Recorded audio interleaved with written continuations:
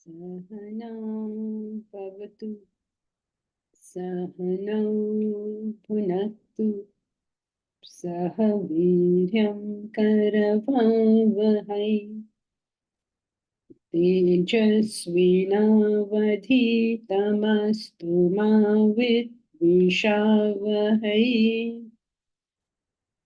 Om Shanti Shanti Shanti.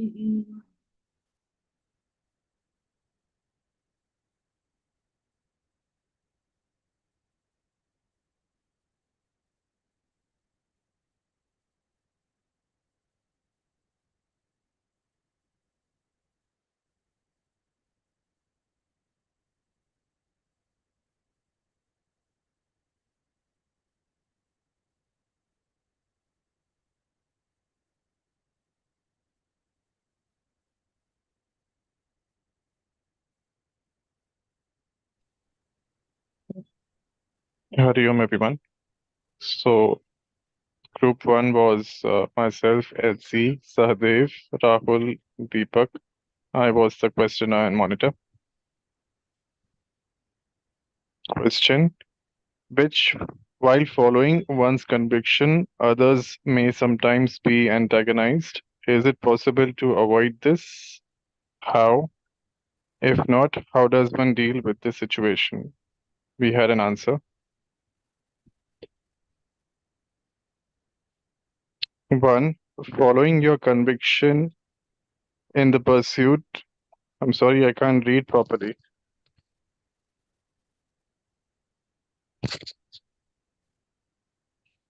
Following your conviction in the pursuit, uh,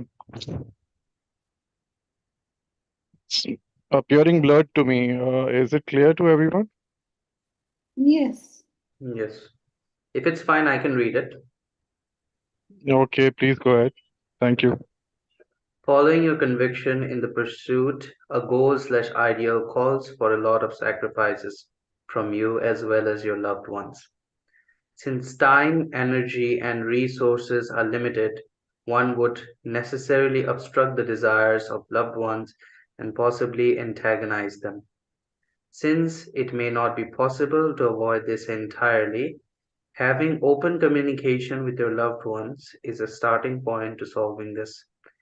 Reconcile and negotiate wherever possible. Avoid people/situations which offer unhelpful criticism. More importantly, as one becomes more service oriented and has attachment in a relationship, you are able to give more than you receive, thereby maintaining peace within and with others. I think that has detachment in a relationship. Yes, that's right.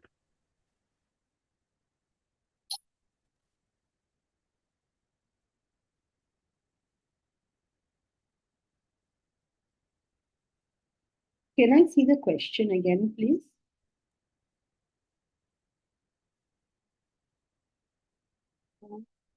Thank you. While following one's conviction, others may sometimes be antagonized. Your question is others, but your answer is loved ones. So, do you mean only loved ones are getting antagonized? Is that what the question is supposed to be? Yes. Okay. So, while following one's conviction, maybe we can say next time loved ones, because people can get antagonized regardless of whether they are loved by us or not. So, is it possible to avoid this? No, it is not always possible to avoid it, but it is sometimes possible to avoid it. How do you avoid it? I think somewhere in your answer you have spoken about negotiation as well. Reconcile and negotiate wherever possible. Having open communication is good. Reconciliation and negotiation is possible. Wherever possible, it's not always possible. Um, Avoid persons and situations which offer unhelpful criticism. Okay. And more importantly, as one becomes more service oriented and has detachment in a relationship, you're able to give more than you receive. It's not necessary that just because you're giving more than you receive, that you will maintain peace within and with others. People are and can be self-centered, and they are not concerned with what you do for them, but they will always have more demands. So I don't see the significance of point one, following your conviction in the pursuit of a goal or an ideal calls for a lot of sacrifices from you as well as your loved one.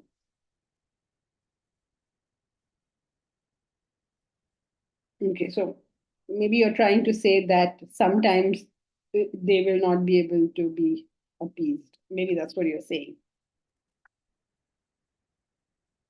See, one and two is not telling us anything about how to deal with this. If you've got a question, then you must clearly speak from that question, right? So, if answer begins, I think, in point three. So it's not possible to avoid it entirely. So you have open communication, reconciliation, and negotiation. Reconciliation, I don't know what you mean by that, but you may mean that, okay, I couldn't take my wife out for a movie today, so I can say, okay, I'm very sorry, I had to miss the movie. What can I do to make up for it? Maybe I can do something like that. And negotiate wherever possible. Negotiate wherever possible, meaning, yeah, that's a possibility that you give sometimes you do things you don't like so that they can do things which they like. Avoid people, situations which offer unhelpful criticism. Uh, okay, but what has that got to do with the question? So I think 3 and 4 come closest to answering the question.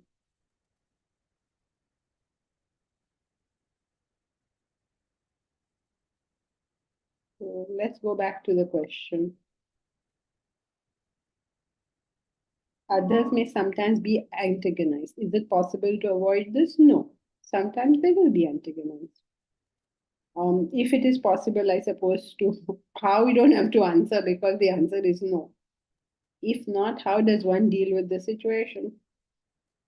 You've got communication, reconciliation, negotiation. So you could have just put 2 points down, no? Is it possible to do it? No. Always to do it? No, it's not always possible. So you have all these tools. In spite of all this, it will still not always be done. But you can only do the best you can. I mean, think of Socrates, right? His wife Xantippe was always a virago. She always fought with him. What can the fellow do?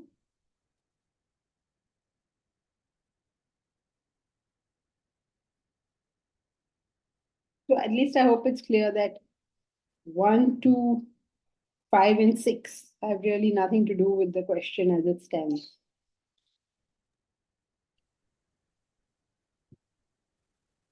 But point six, Jankiji, if you are dealing with sensible people, wouldn't they be able to see that you are also nice or service oriented in many other areas? So Your wouldn't it appeal question to does not say, now your question said others.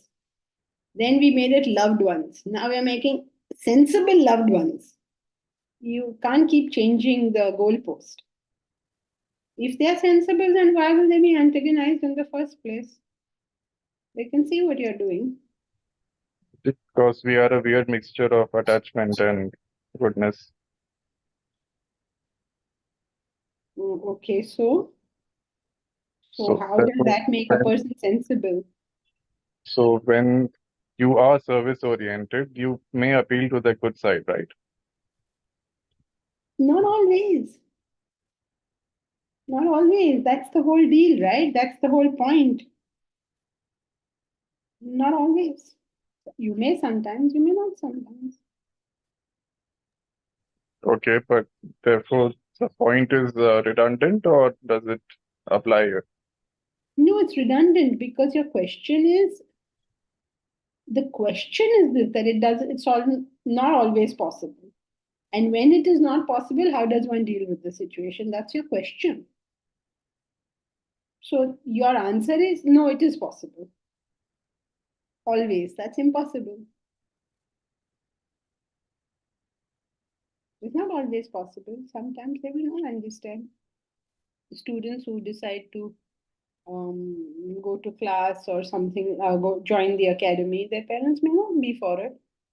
They may have to do the whole course without their parents ever feeling that they are doing a right thing or or being happy with the decision. And that's the way the cookie crumbles. And of course, one of the points here is sometimes just waiting it out.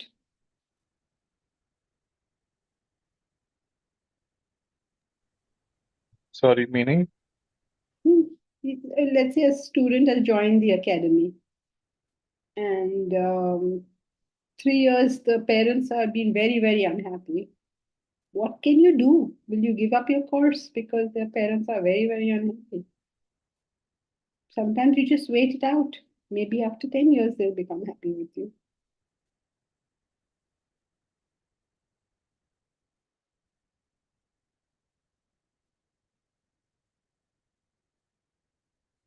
Just because they're not happy now doesn't mean that they will not be happy with you ever.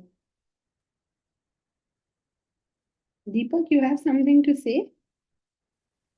Yes, Jankiji, but once the Bharat's line of questioning is finished, I had one or two comments and questions basis what has been said. Okay. Why are you calling yourself Deepak's Galaxy today? Okay. I don't know. I've actually signed up on my phone. That's why. Okay. Because normally it's on the computer. Are you okay, Bharat? Yes, thank you. Yes, go ahead. Yeah. So You can Jankiji, remove this, Mahesh.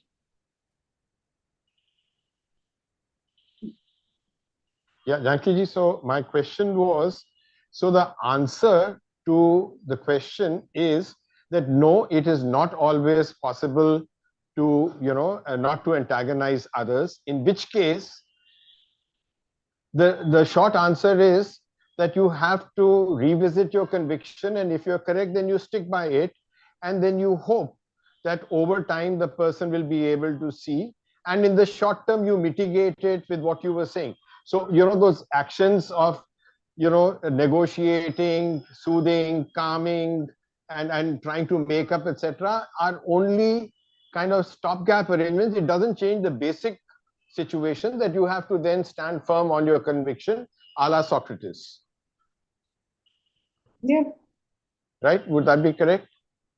Yeah, I mean, you stand firm on your conviction means the fact is that if somebody is seeing it as black when it is white, what are you going to do? And you say, I'm very upset you're seeing it. No, then you White. stand with It is white, then मैं क्या करूं?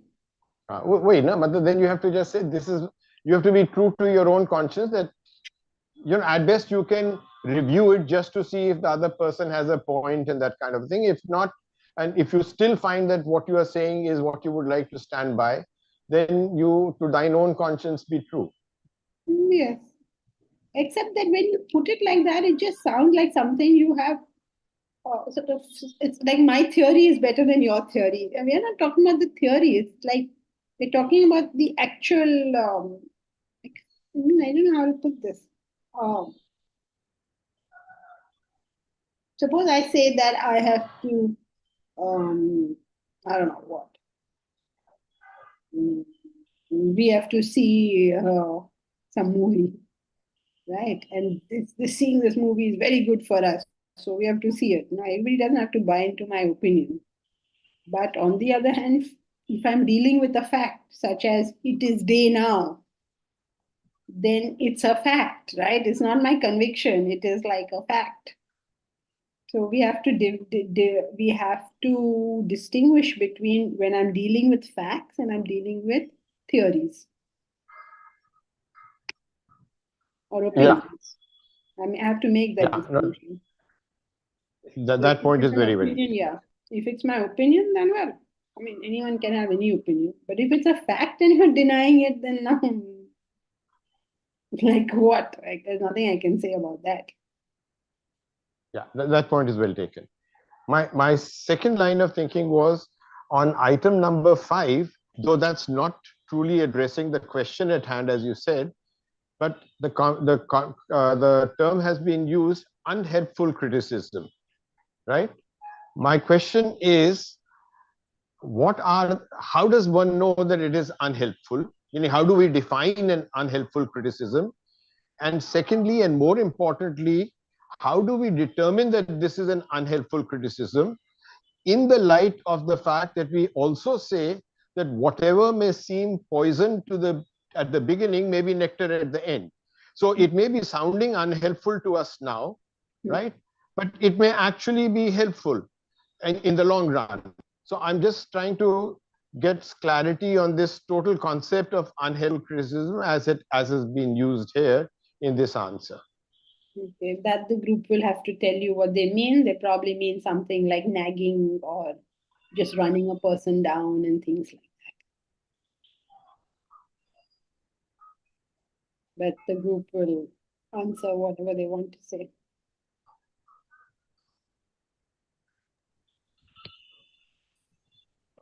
Elsie had made that point, so she can maybe explain that.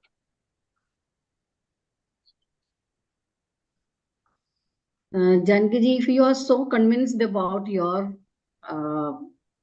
goal and ideology, and when you move forward, normally oppositions will come, and you can decide whether it is helping you in any way or not. What you think unhelpful as per your conviction can be avoided. Such situations can be avoided. Right. That's what Deepak Seth is asking. So you have to. Okay, so that's what Elsie meant when she said that. Yeah, so in the same spirit as you said that there's a difference between theory and a fact, so you have to make a distinction. My only comment would be that it may seem as unhelpful to us because it's not in line with our thinking, and therefore, but we need to be very objective about labeling something as unhelpful by doing due diligence on that criticism. Yeah, I mean, you may be taking criticism in a very literal sense, but they may just be referring to, people just being nagging or running you down or, like Sure. there's no solution in what you're telling me. That kind of thing. If you tell me I'm an idiot, that's unhelpful criticism. If you tell me that I can improve my grades in school by taking up tuitions, then there is some chance that that may be helpful criticism because there's some kind of solution I'm offering. But just telling me I'm an idiot, how does that help me? Sure. Telling me I'm attached, so how does that help me? Or telling me that my intellect doesn't work, so how does that help me? Sure. Fine. So got that. Thank you.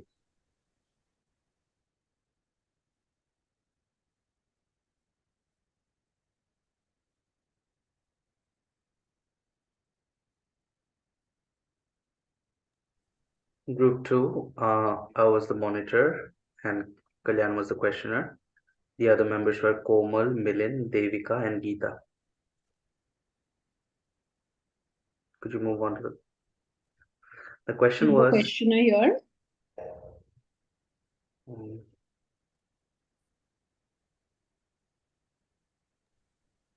No, it's not. Kalyan was question. Okay, so we won't take up the question. Okay. Okay.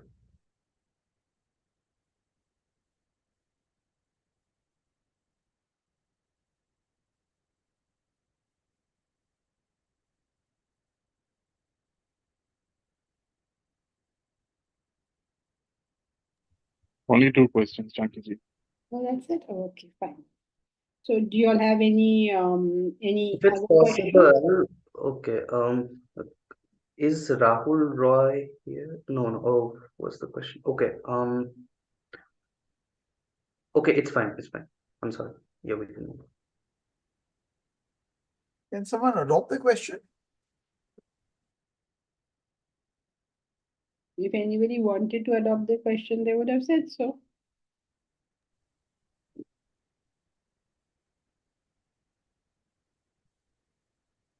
Can we have the question on screen if people perhaps did not register it?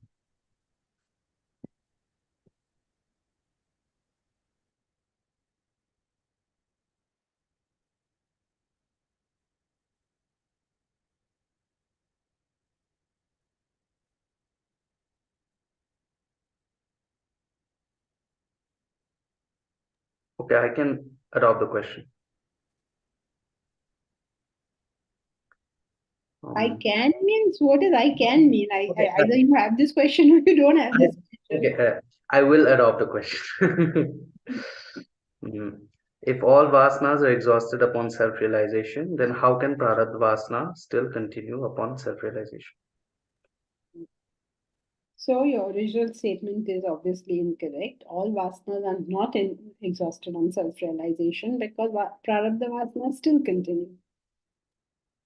So then you'll say, why do we say all desires have to be exhausted for self-realization? Because if you have a billion vasanas, then you don't call 5 anything.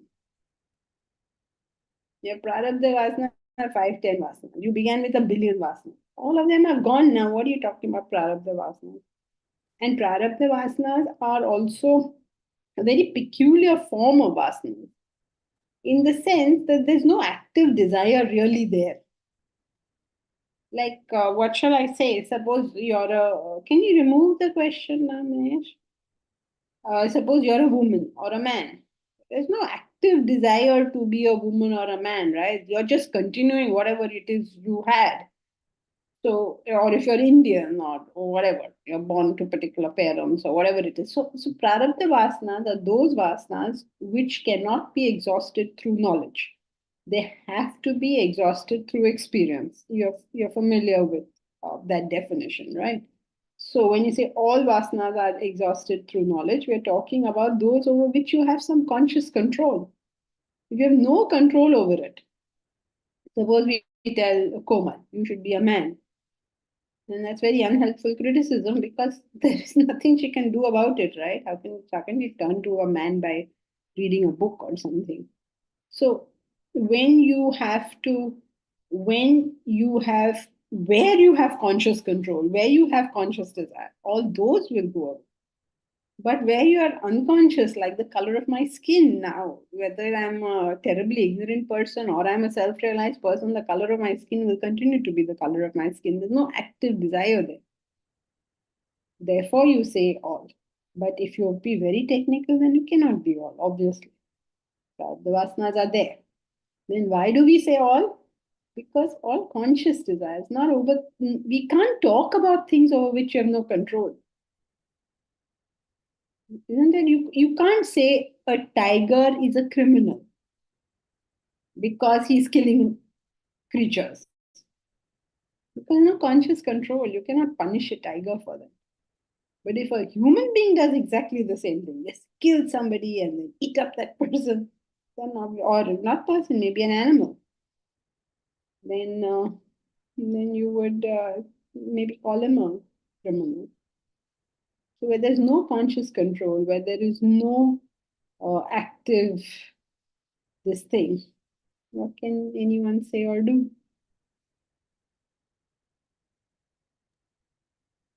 If there's no conscious control, we are implying there is no intellect that's being working. So is it necessary that they're all in the physical state? No, no conscious control in the sense like the person is a man or a woman or has a particular type of skin or a particular nationality. There's no choice here. In that sense, control. Not conscious in the sense of intellect, but conscious in the sense of choice. There's no choice left for that person. For instance, you're walking on 2 feet. Do you have a choice to fly? But these are all physical, right? Could be mental also. Suppose it was somebody like Tyagaraja, for instance. He was a musician, or he sang and he sang and he sang. It was not like he wanted to sing and then people appreciate his singing. All that nonsense isn't there, right?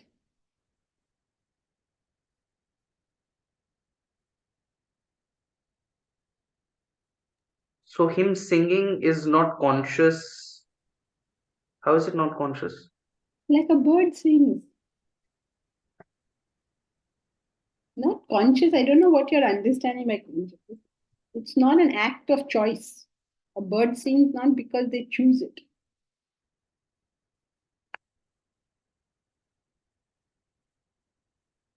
Prarabdha vasanas, go back to the definition, are those vasanas that cannot be affected by knowledge.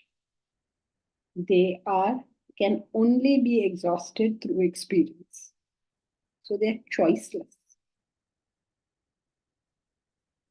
I'm a bit confused about knowledge in this. So what do we mean when we say knowledge? Like you can't read a book and become a girl, no? You can't study something and change the color of your skin or your parentage or your nationality or I don't know, anything else. Knowledge here means information only. No, any knowledge. Suppose you become a highly developed soul, will your parents change? Even if you take it as knowledge of the high earth, by becoming a developed soul, will the color of your skin change? The color of your eyes won't change. No? But no knowledge is going to affect the Prarabdha Vasana. Even after realization. Of course. So So is it incorrect to say that the activities that we see realized people performing is their Prarabdha Vasana only? Of course. Otherwise, how Nothing. can they do any activity if there's no desire, no activity? So it is their Prarabdha Vasanas just operating now. Okay. Thank you. But ma'am, they have the freedom to do what they want to do in that case. What do you mean they have the freedom to do what they want to do? In terms of though they are self-realized, but they do what they think is necessary to be done in that scenario. So they're not bound by their choices in that sense, or the prarabdha.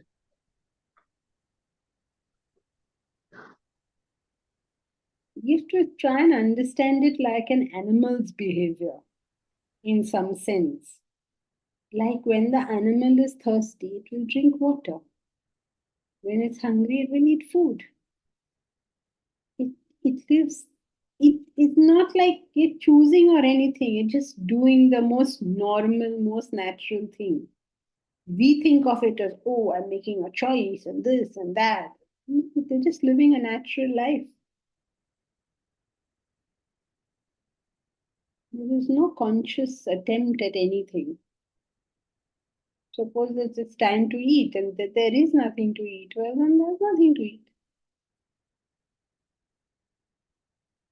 I mean, it's a very natural reaction. There is no real thinking going on here. What to do, what will come out of what will happen, all that. None of it is there. Just imagine it's like a child reacting to the child or an animal reacting to the environment it is in. Now, it will only react to that environment from the lens of those prarabdha vasanas. So let us say there's Tyagaraja. So if it is fine, he is not going to start doing mathematics. He will sing when the appropriate time is there.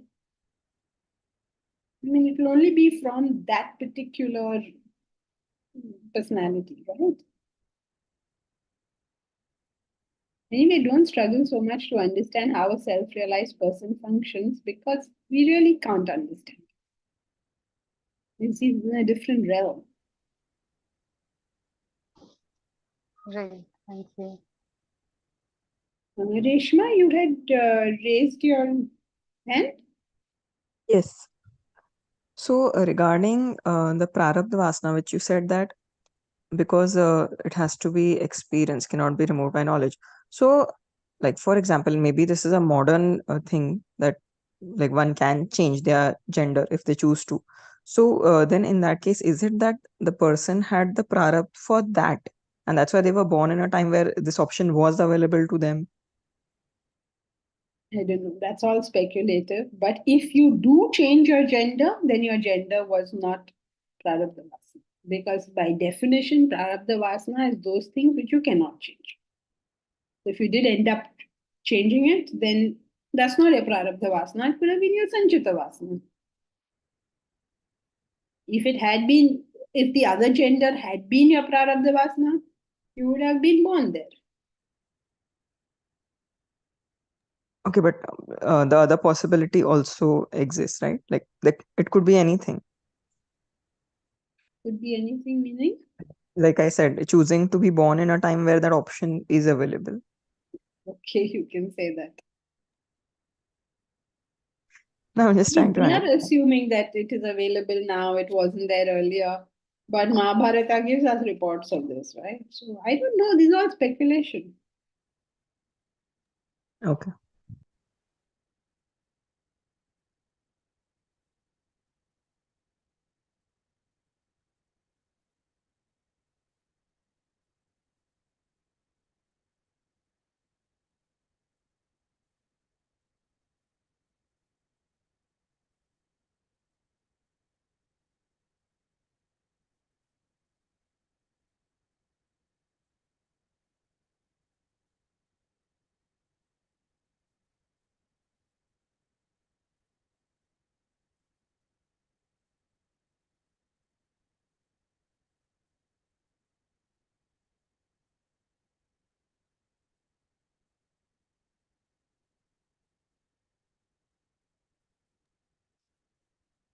So is the session open for Q&A now? Yes.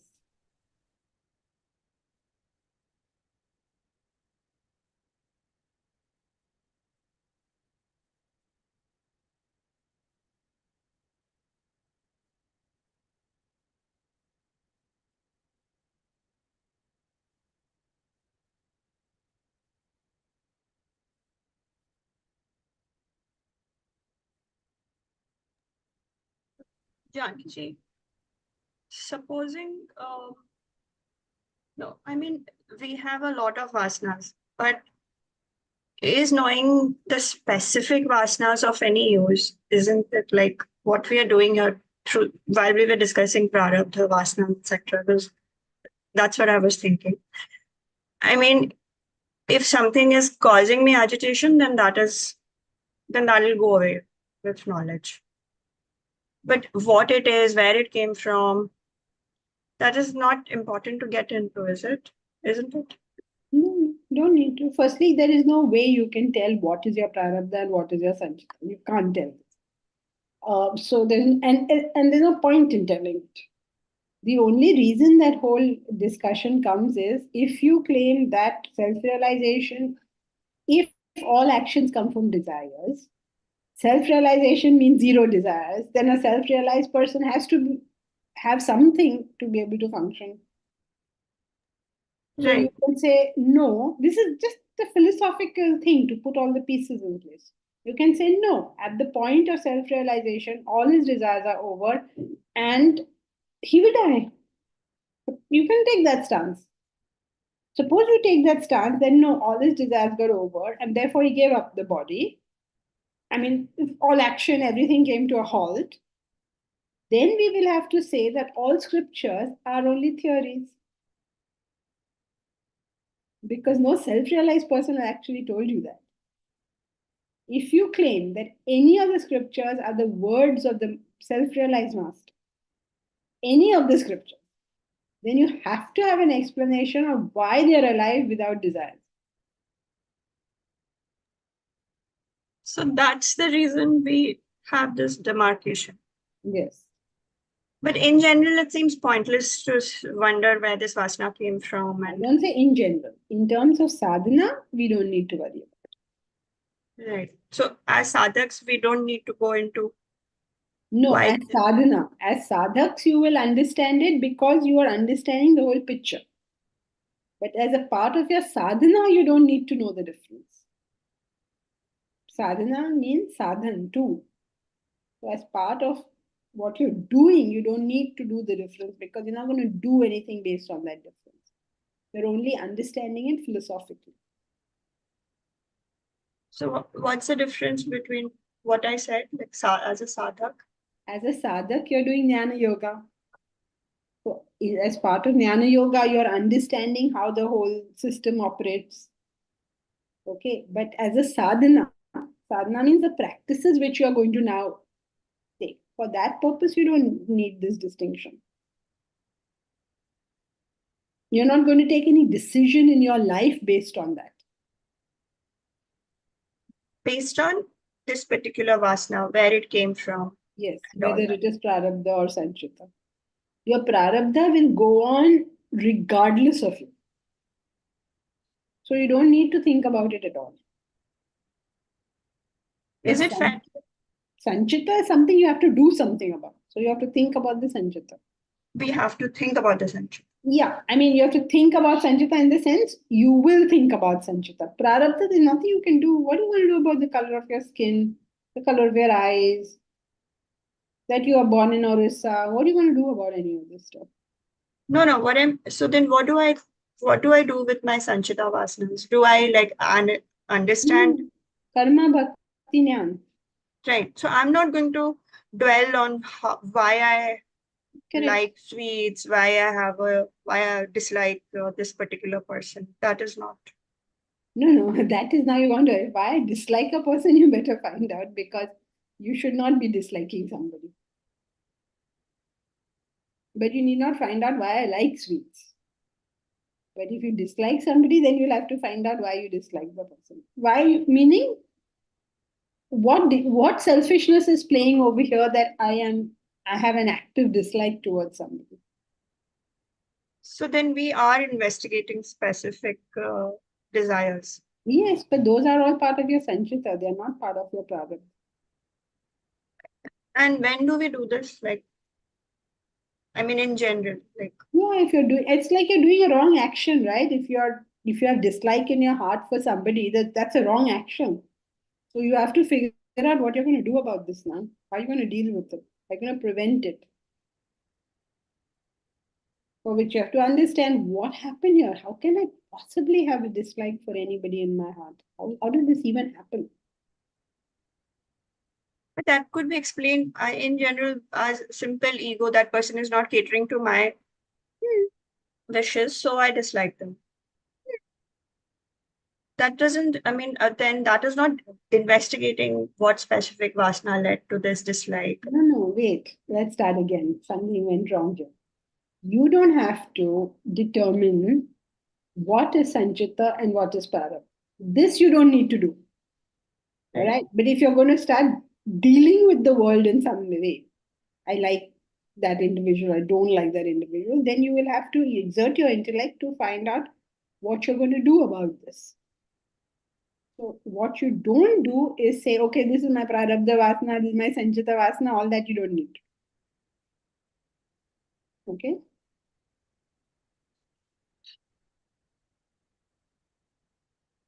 Yeah, I'll think about this. Actually, Paraphrase the question. Think about the question, paraphrase it. So what I'm wondering is, should I be, because I was thinking that it doesn't help me to know that I dislike this person because he's not helping me with this particular thing. How is that useful to me? I know that I am selfish. I'm being selfish. So anyway, I have to do my karma bhakti jnana to chip away at my selfishness in general. Yes, but true, but if correct, but if something is like a tumor that is growing, you have to deal with it, right? Okay, see it from a physical body level. You have to have the right food, you have to have the right rest, you have to have the right exercise. But then now you've seen a big boil here, then you'll have to do something about that boil. No? So Karma Bhakti Jnana is the straight cleanup. You're eating the right food, doing the right exercise, blah, blah. But now if you get a terrible cold, you have to go to the doctor and say, what happened? I mean, like, give me something. Now I've got an active dislike for somebody. It's like a big boil in my mind. So I have to attend to it, like how, why so much negativity in me? So only if it is something which is very consistent and very bothersome to me, agitating me a lot, then I need to. Yeah, I mean, think of it like a body, na? You do your karma bhakti jnana. If anything, some crazy stuff is going on, then you have to deal with it separately. If it's too much, you have to, of course, you deal with it. One thought comes, oh, such a stupid person, you don't have to now start going into the details. Right. But an active dislike in your head for somebody, frightening that can happen. Right. Okay. Okay. Thank you. Sorry, just a clarification on this, Jankiji. So you have to address to this dislike without dwelling into where it's coming from, Sanchita Parabsa. Yeah. Correct? Yeah, in terms of sadhana, it's a completely unnecessary topic. It's a philosophical discussion, nothing to do with sadhana. Thank you. May I ask a question, please? So much of Vedanta is based on the theory of reincarnation, which is just a theory. It's not a fact. It's not a law. Do you see that as a flaw in Vedanta? No, but I see a flaw in the question in the sense of saying that so much of Vedanta is based on the theory of reincarnation. What is based on the theory of reincarnation? How can any philosophy worth its name base itself on a theory? That can't happen. It is a piece of the puzzle that we add somewhere to sort of fill the picture, but nothing is based on it. What is based on the fact that you will or will not be reincarnated in Vedanta? Will it change that you have to use your intellect? Will it change that you have to do service, that you have to love everybody, that you must learn discrimination? What changes? If Well, you remove, perhaps, go ahead. Sorry, so sorry.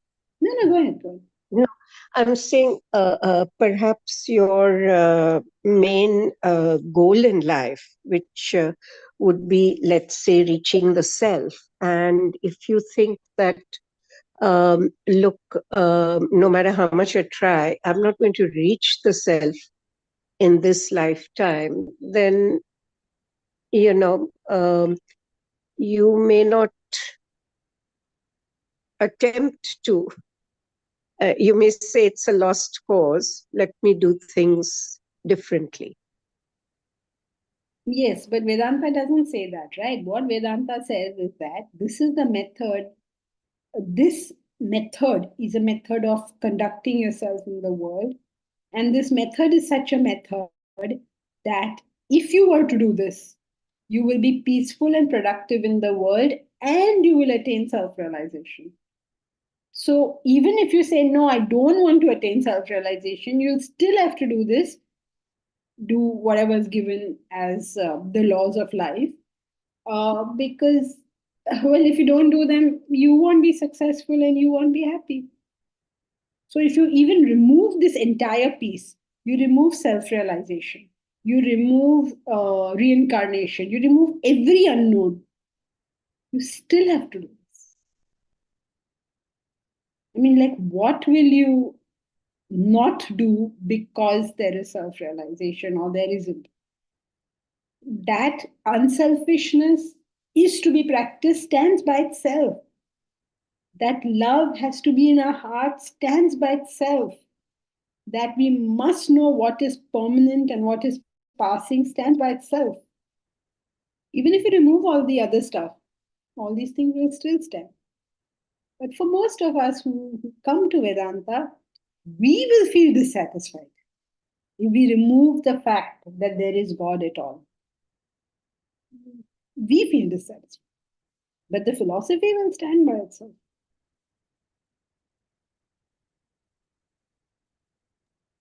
Thank you. Unless you want to prove that it doesn't stand, of course, which you can attempt to do. Okay, thank you. You don't have to swallow what you're told. You can attempt it. You can remove all these pieces, remove every unknown, and then see what happens. It's a good exercise. Remove it and see.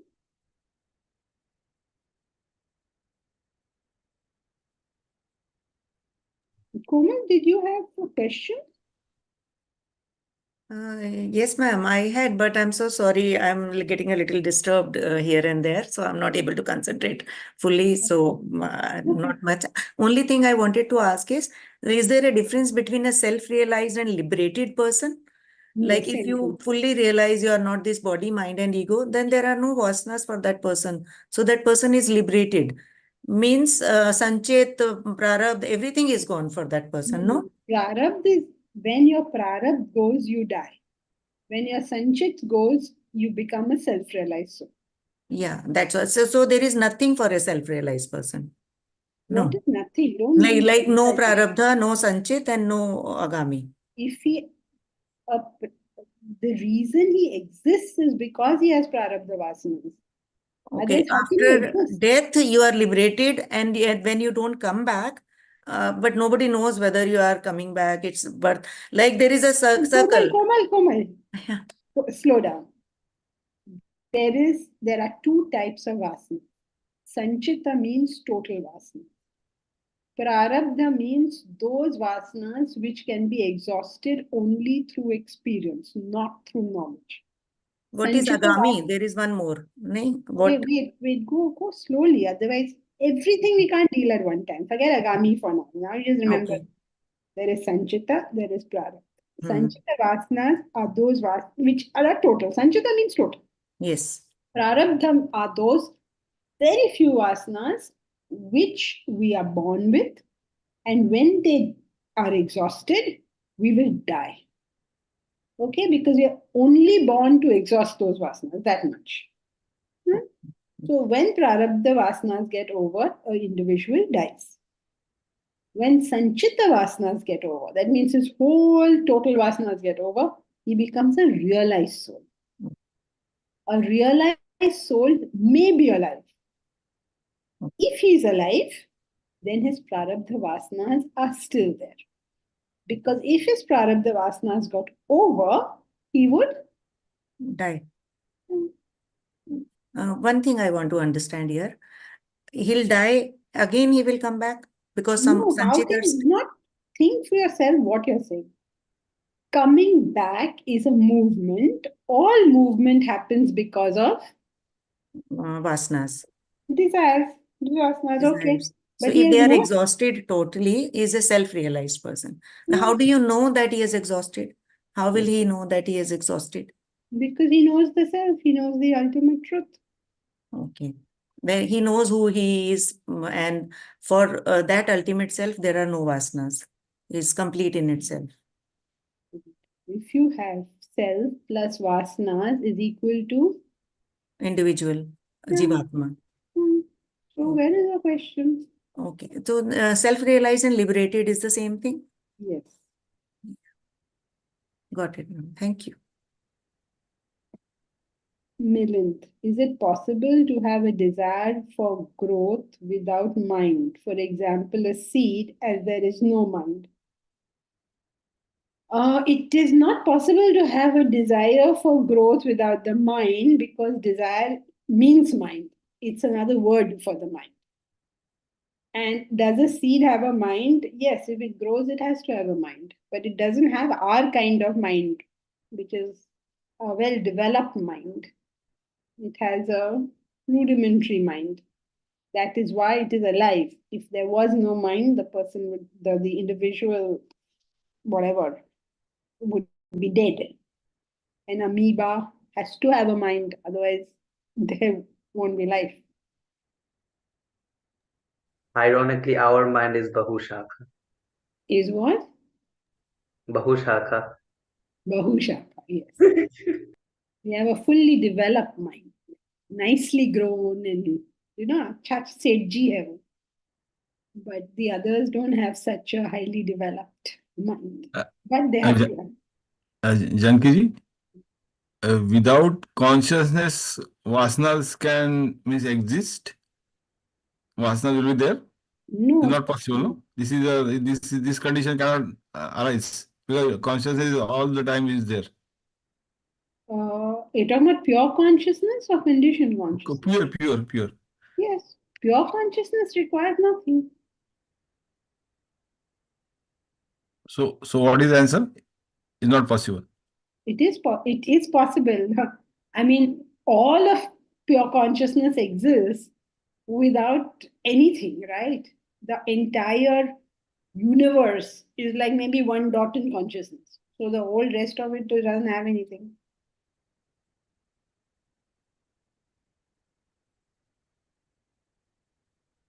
Okay. Do not struggle to understand the self-realized souls. We cannot understand it, no matter what we do. Jankiji, I don't know whether it is a question even. I always wonder, in spite of all this learning of vasana, desires, if our original self, original name is bliss, and why such a struggle in the human life and to achieve that? Why it is not naturally available to us?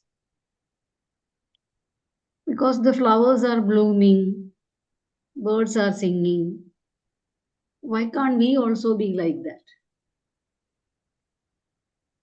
The question is ulta. We are naturally like that. Yeah. It is not that we are not naturally like that and we have to become like that. We are like that. But we come and coat it with other things. It's like that there is a glass, a see-through glass. Then I go and paint it red, and I paint it black, and then I paint it white, and I painted all sorts of stuff. Then I'm saying if the glass's nature is see-through, then why can't I see through it? Because I'm putting all this stuff on it. So natural is full love, full knowledge, full everything. If you don't confuse the issue, it's always very simple.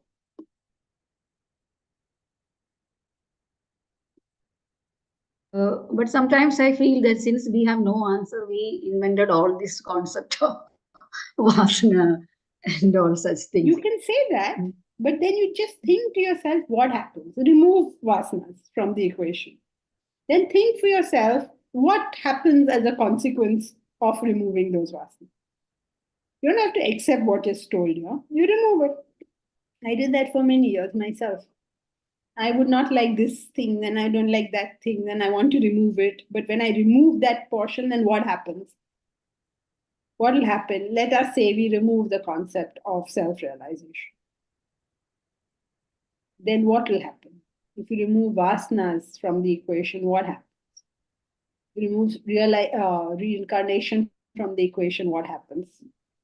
So you think like that okay, I think this vasana is all made up story. I don't agree with it. Okay, fine. So remove it. Now find a philosophy that fits everything. And if you find it, tell us. We'll be happy to hear. So don't be that frightened is the whole problem of denying any part of this philosophy. Just deny it. But then see the consequence of that denial. If it works. Like any scientist does, right? Let's say, what did Einstein do? He denied Newtonian physics, right? And he came up with something else. Maybe you will also. So don't feel frightened to deny it. Don't feel that you have to accept what is being told. Just remove the piece and see for yourself what happens. Let's say I have no vasanas. Okay, for argument's sake, let us remove vasana. Now think what will happen. Elsie goes to sleep at night There is no such thing as vasanas. Tomorrow morning, to wake up, what will LC be if there are no vasanas? It can be There will be no random. LC, right? Yes. There will be no continuity of your personality if there were no vasanas. But we know that there's continuity of the personality. So we have to explain that.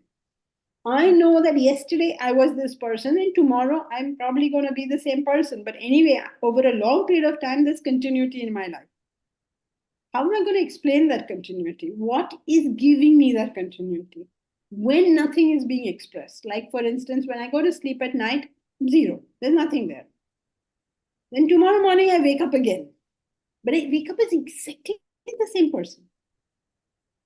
So if I do not accept the concept of unmanifested desire, how am I going to explain this?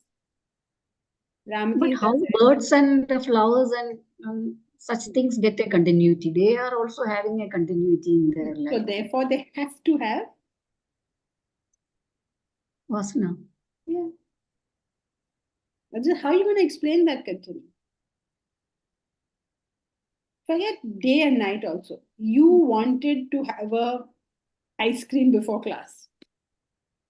During the class, you didn't want that. After class, oh yeah, my ice cream. What happened to that desire for ice cream during class? Will you not say that it went into the unmanifest state? Because you have to say that it has to exist somewhere. So now remove vasana, now see what will happen. You say, no, it's not vasana's memory. You say that. How come we are keep on adding, whereas other creatures are just exhausting it? Because you have access to your sanchita, but they don't have access to it. They have come only with prarabdha. And their prarabdha will get exhausted, they will die, and their next prarabdha, whatever it is, will come. This is a theory that has been told to us. Now you decide for yourself what element you wish to keep in your philosophy and what you wish to remove. But if you are scientific minded or philosophical minded, then you need a theory that explains all the phenomena. So it's very, very difficult. I know because I've done all these times. Very, very difficult to remove any piece without finding other, even more complicated complications coming out of it. You say, what is this nonsense about prarabdha and sanchita? Forget it, all this nonsense. Ooh, forget it. Okay, remove, see what happens. Now, how are you going to explain all the consequences? You have to find another theory, no? And your theory will have to be easier than this one. Otherwise, what was the point of removing this one? That's why we feel that we are just banging our head against all the time without finding an answer. And what I try is basically try to take the concept of purifying yourself, forget about other things. Then you will get some sense. Okay, whatever works for you. But one day you will ask yourself, why am I purifying myself? What is going to happen at the end of this journey? You can say, many people say, you go to heaven and you will live there happily. You can say that. But if you accept that, then how are you explaining other phenomena? So now you will have, if you say, I'm going to heaven, now you'll have to explain us where is the heaven, who is running heaven. You know, you run into all sorts of other things. It's like a chakravi hole, you are still in that. So go step by step. Okay, Don't run from one idea to another idea. Go finish one idea completely, then move to another idea. Thank you. Ma'am, one last question. On this point, you were about to quote Ramatirtha, I guess you stopped on this point. Ramatirtha says, you saw a man yesterday and you're seeing him again today. You did not see him in the interim. You have to accept that he existed in the interim. Sorry, I didn't finish that. Okay. Existed in? in the interim. You saw him yesterday, you saw him today. You didn't see him in the interim. In between these two, you haven't seen him. But you saw him yesterday, you saw him today. So you have to accept that between these two viewings of this gentleman, he existed. He cannot disappear into thin air and then again reappear today. So that's how he explains Vasana. Thank you. Sorry, May I ask- Meera, we have Yes. gone Just- past time. But Just if it's one really question. quick, we'll do it. Yeah, Okay. very quick. You were saying that animals don't have, because we had a GD earlier on reincarnation earlier. Animals don't have what? Animals don't have Sanchita Vasanas. I didn't say that. Okay. Animals do not have access to their Sanchita Vasana. Okay, okay. Because then I was wondering, then they have Prarabdha only, and then they die, then they will not be reborn, you know? No, they will get the next Prarabdha from their Sanchita. Okay, so they do have Sanchita. But they don't have access to them. Okay, okay. Like we can get Vasanas from Sanchita, right? We can keep on increasing and all. We can increase it, decrease it. The Sanchita, we have access. We can increase Sanchita, decrease Sanchita, remove Sanchita. They can do nothing. They cannot increase it. They cannot decrease it. They cannot remove it. They can't do it. That's then why how it do said they the evolve? human birth is the highest one where we can do all that. But then Make how will use they of it. evolve? How will they evolve? Because their prarabdha is over, no? So that lot is over now. Now next time they get another prarabdha, that lot is over. Okay. I'm Their not clear. vasanas are getting over because they are exhausting their prarabdha vasanas through experience. Okay. I'm not very clear. I don't know. Prarabdha vasanas can only be Yeah. exhausted through experience. Experience, that's correct. So that's what animals are doing. They're experiencing their prarabdha vasanas and exhausting them. So let us say they had 1,000 Sanchita vasanas. 5 of their vasanas they took and they became, I don't know, a sparrow. Right? Then the sparrow lives the sparrow's life. Prarabdha vasanas get over. Now he's got 9,995. Did I get that right? No, not 9,000. 995 vasanas he's got left. He takes the next 5 and comes down as a butterfly, maybe. I don't know. So that those 5 get over. Now he's left with 990 vasanas. Okay, So he's okay. evolving. Who decides that? Which category they'll come to, whether they'll become a butterfly or a flower or a... That's Who is what. this? It is like So whatever EMI. is exhausted. Jankiji, No, it is like he's sitting EMI. there calculating everything, whom to give, what department, where to send, how No, to... no, it's not like that. There's nobody calculating. Your strongest desire becomes your prarabdha vasana. Their strongest desire becomes their prarabdha vasana. Okay. Something like that. But there are many names given to that. Na? Vasanas, it means there are 9, so many vasanas. According to one vasana, it cannot be like you had some vasana and you become a sparrow. Or 2, 3 vasanas got combined and you became a sparrow. Then who is Like that. deciding which vasana will put you into which category? Nobody, your own. Who's decided whether you will come to this class or not? You yourself. Okay. So if a dog wants to become a human being, No, I it's mean, not wants to be possible. like a That's why. master, like Maybe a master. his dog vasana got exhausted and then he'll come as a human being. It is possible. Wait, don't speculate. Dog cannot want anything apart from his prarabdha vasana. That's why he's a dog. But it If is he possible is for him dog- to come as a human being in the next Janma. It is Depends on possible. what his sanchita is. That's what. Depending Yes, upon yes, Sanchita. yes. Okay. Thank you, Jankiji.